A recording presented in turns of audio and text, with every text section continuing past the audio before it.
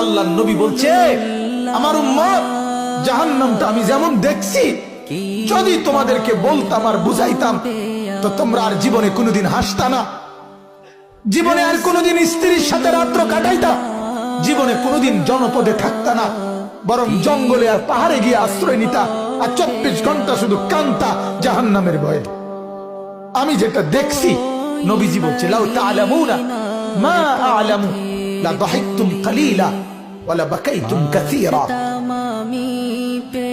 আজ আপনারা, আল্লাহর নবী এটা পর্যন্ত হাদিসে বলছে, হাদিসের মধ্যে মিশকাতে এই কথা আছে, কোন মানুষের লাশ যখন লাশের খাটিয়ায় করে নাফরমান ওই লোকের লাশ যখন কবরস্থানের দিকে নিয়ে যায়, আল্লাহর নবী বলছে এই পরিমাণ চিৎকার করে ওই নাফরমান, যদি কেউ পৃথিবীর কোন মানুষ জীবিত এই চিৎকার শুনতো, আল্লাহর নবী বলেন, তাহলে পৃথিবীর কোন মানুষ আর কারো লাশ কবরস্থানে নিয়ে যাইতো না, দাফন করতো না, আর খাটের মধ্যে কান্দে লইতো না, বরং ভাবতো এমন চিৎকার শোনা সম্ভব না।